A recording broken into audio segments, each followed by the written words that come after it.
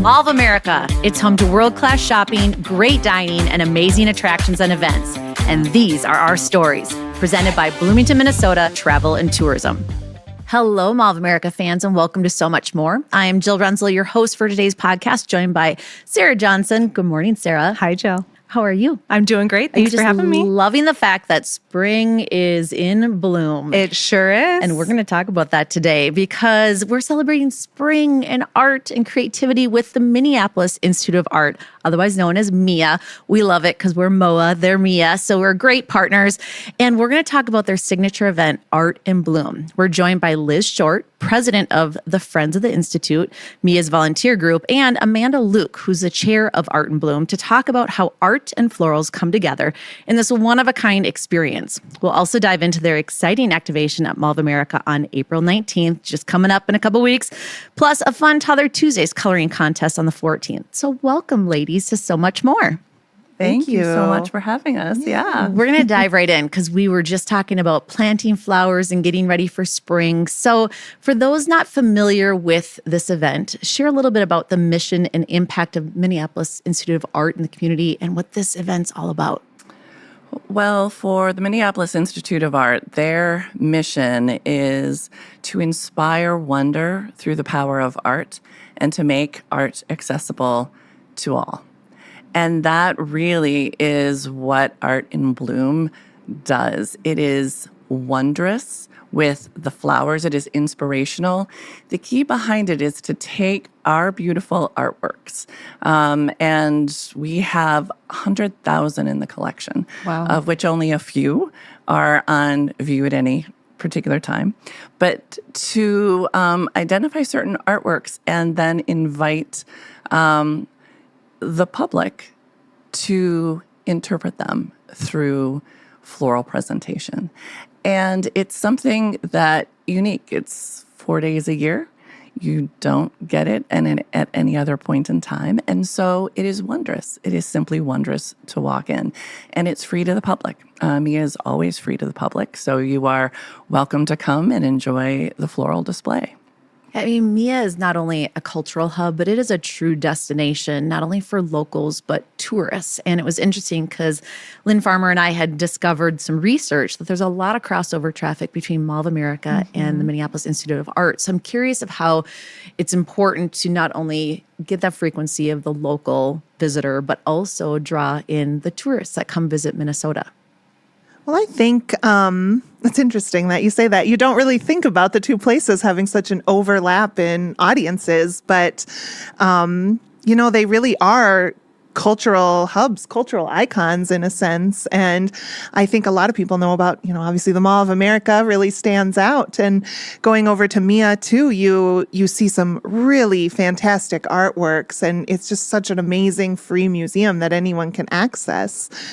And I think there's a lot to say about those audiences being able to spend time together with families, with friends, in these beautiful spaces and learning and exploring. And whether you're, doing something more active and going to the mall, going, on some rides, going shopping, or you're having a more quiet day in the museum, there's a little something for everyone there. And I feel like every time you go back, it's different, just like the mall. And you can discover new things every time you go. You can enjoy it with your girlfriends. You can enjoy it with your family. So there's a different visit each time. So Esther, I would be curious of what are some of your favorite experiences at the Minneapolis Institute of Art? Oh my gosh, I feel like I've been so many different times through different seasons of the year. And I love the Art in Bloom specifically, but I love all your exhibitions just generally. And I feel like you guys do such a great job of advertising too. I always have to have the marketing hat on a little bit because I see your billboards and I see your advertising for all your exhibitions all the time. And it always motivates me to want to come and see them too.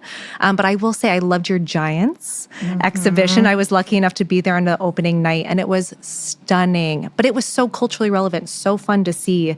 The energy around it was just something else. So who doesn't love Alicia Keys? Right? Oh my gosh, she's stunning. Yeah. And MIA is so brilliant at, you said, cultural relevance for our community. So we just had royal bronzes, a display of ancient bronzes from Cambodia. We have Perhaps we have one of the largest Cambodian populations in the United States here. This was extremely significant for the people who live here in the Twin Cities area. So that connection of what makes it local, Mia is always looking into that. And truly a fun fact, Mia is constantly changing the displays.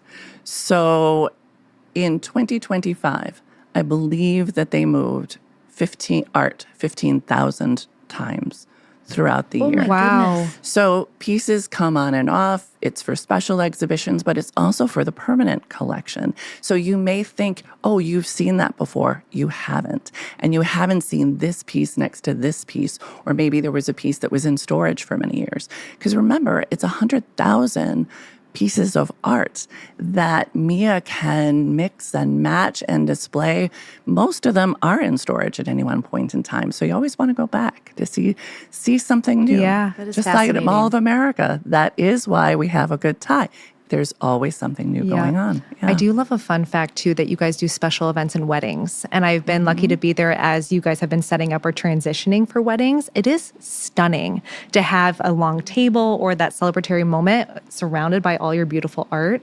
I had no idea that was something that you guys had added on or had available as well. Oh, yes. Amazing Yes, way to we be do very events. personalize your special day. Absolutely. Love that. So this is a 40-year tradition of having art in bloom. So for someone that has never experienced art in bloom before, paint the picture, literally, of what they can experience when they walk through your doors. 42nd year of Art in Bloom this year. And we've actually had pedestal floral artists who have done it all 42 years, several of them, which is pretty amazing to think about, being a part of it all that time. So when you come to Mia for Art in Bloom, it's really, I hear from a lot of people that it's like a kickoff to spring kind of. And Absolutely. so you come in and, you're greeted by this wonderful energy of the community and all the people. It's a busy event. I'm not going to lie there.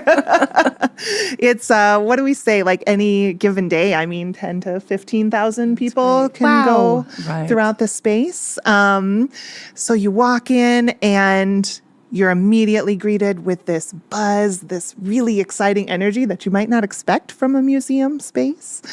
And as you walk throughout, you'll see that the PFAs, our pedestal floral artists, have interpreted these different works of art in different ways through flowers. So every year it's different. They're always, like Liz said, rotating the pieces throughout, but we've had some pieces that have been repeated, but they never look the same. They're never interpreted the same with the florals. The likelihood in the huge world of florals, the hundreds of thousands of flowers you can work with, the likelihood of these pieces being interpreted the same ways is pretty slim. And so you really just get to see this beautiful creative side of Minnesotans, of our friends, our family, our communities, interpreting these artworks in their own way, which I think is really beautiful. So how does it work with the florists and then the art pieces? Are you selecting the florists each year? Is there an application process? Do they get to pick which art they get to interpret? Are there multiple florists that will gravitate towards a specific art piece? Kind of walk through that process. Sure. So when we start thinking about it, it's a several month long process. The curators actually select the initial artwork. So there's usually 1 to 3 per gallery. And that is, like I said, we'll get 10 to 15,000 people a day. It's really for the safety of the artwork to only have a few in each gallery space. So they will select, I think we had about 175 selected pieces this year. And then the pedestal floral artists, anyone can apply to be one. What's really amazing about this particular Art in Blooms, they do Art in Blooms all around the country. But what's really amazing about this one, it's one of the only ones that doesn't require you to be a professional florist. Anyone can sign up. So you're saying That's fantastic. Jill, we could do it. So yes, you're late for this year, but Reach out on the calendar for next year. yeah. And you just, you reach out, you get on the list. And I think this year we had about over 300 people apply for it.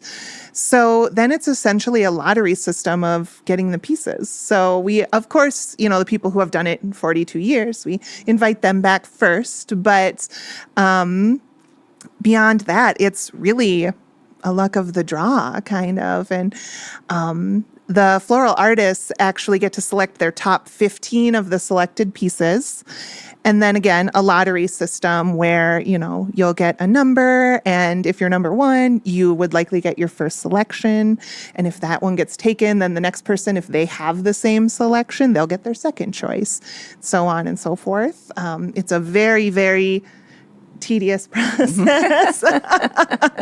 But we have a great team of volunteers from the Friends that lead it and almost make it seem so seamless and easy. So it's a lot goes into it, months and months in advance. And, it all starts with the curators selecting what they would like and ends with these beautiful floral arrangements that are on display for 4 days. That's amazing. We can appreciate the hard work that goes into these initiatives, but it all pays off once you see the joy that these art pieces and the floral arrangements bring to guests that come through the doors, and the joy. It brings it all together and worthwhile. So Yeah, absolutely. That labor of love. And So how long have you been? Oh, sorry. well, I was just about to say, there's also, Amanda was talking about the pedestal floral artists. We have 17 commercial floral artists.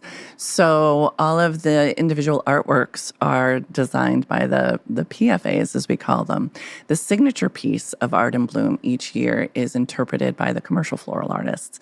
And those displays are the larger ones that you see around the museum. Some are practically the size of a room, 1 or 2 leaning pieces like that. Others are smaller, but they're all interpreting the one signature piece.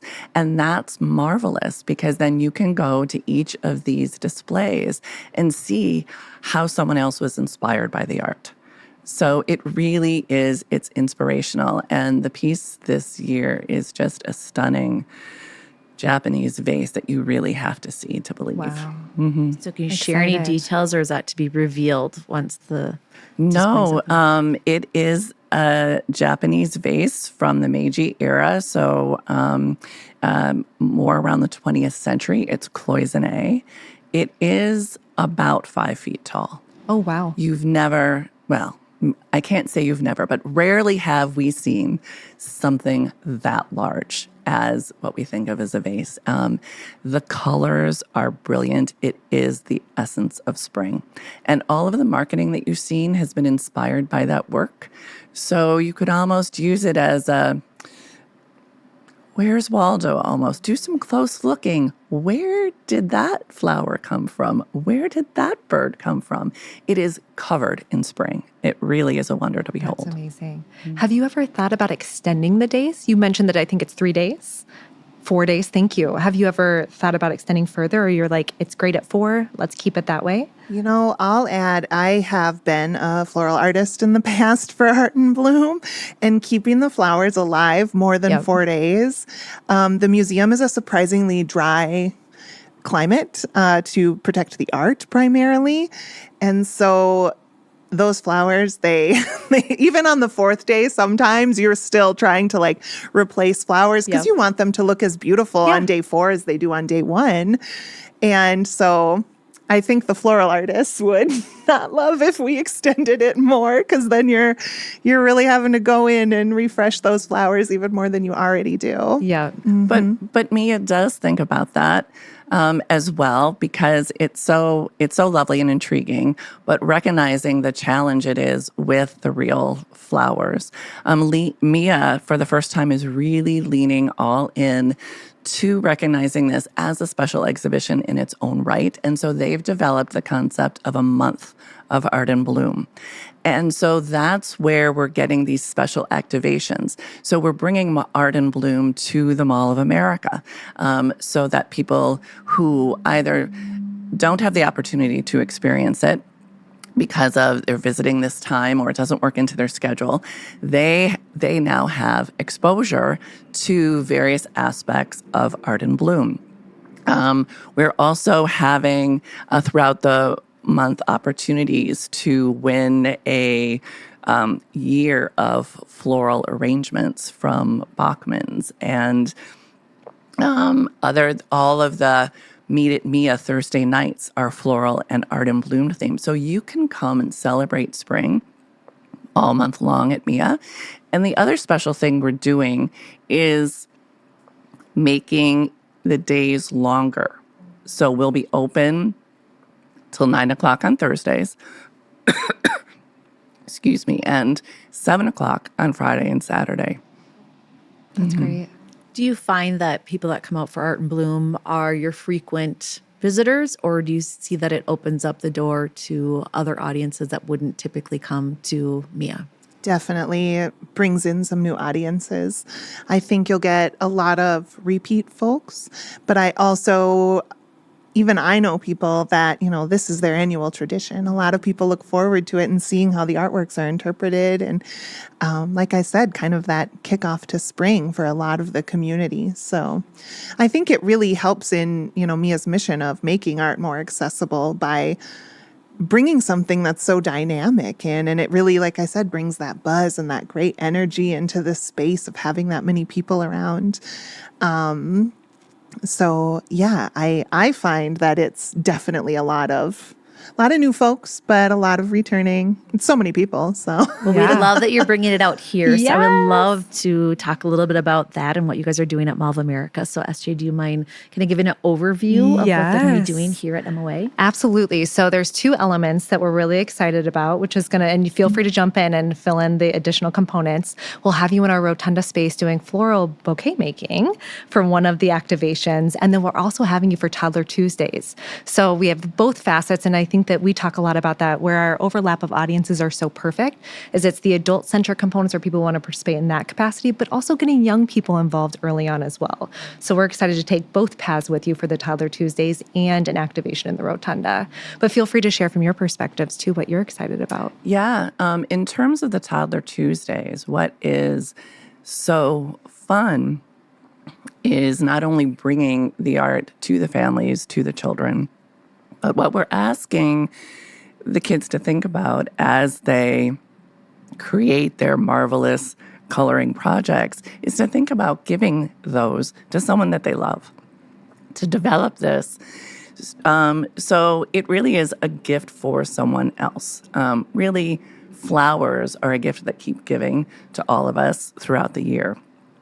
And Art and Bloom is a gift to our community, both those who visit and those who create, having the fun of creativity. And so continuing that thoughtfulness out to the children. And we'll have coloring sheets for them to do, but of course the freedom to create their own, because it is never too early to inspire wonder, creativity, imagination in kids. And it's just so fun to be able to see families interact together. And then there'll be drawings for prizes. So that's always fun Everybody too. loves prizes. They Everybody do. loves prizes. So it should be a fun family activity. So sticking with you, Liz, talk a little bit more about the Friends of the Institute and what does that mean and how is that facilitated within the Minneapolis Institute of Art? The Friends of the Institute, their entire mission is to support the Minneapolis Institute of Arts. And it has been that way for over 100 years. We were started in 1922 in honor of a woman who passed away, and her friends got together to honor her by deciding to support the museum. And since the very beginning, we've been the friends because of this level of friendship. And we are a member-based organization with over 500 members. And we both develop a community of art lovers. So obviously, people who come to the museum, we have lectures that are open to the public. We have certain member-only outings and book club discussions, developing community, really leaning into that concept of friends. But of course, our purpose is to support the museum. the Art in Bloom is our largest fundraiser of the year. So it does support Friends, which means it helps support future Art in Bloom. So if you love Art in Bloom, please do consider donating. But as well, with so many of the funds that we raise, we give back to the museum and to the community, leaning into the making art accessible to all. The Friends is particularly known for its program of school bus transportation grants, which bring children to the Minneapolis Institute of Art for tours, for discovery days, for learning opportunities. We all know schools are struggling financially, and they often can't afford art in schools. They can't afford field trips. And this is our way of ensuring that schools can send their students to MIA for really a world-class experience that is not only amazing art, but it does open up the world to the students. We have art from all over the world, all 6 continents. Come travel in your imagination at MIA. So important. And thank you for doing that, because I completely agree that bringing art to young people and inspiring them at a very young age is important. So I'm curious of how you maintain that balance of having the free and accessible space, but yet the fundraising efforts that are important for sustainability and for bringing other opportunities forward for kids and for other artists to display their works of art. So MIA is just MIA.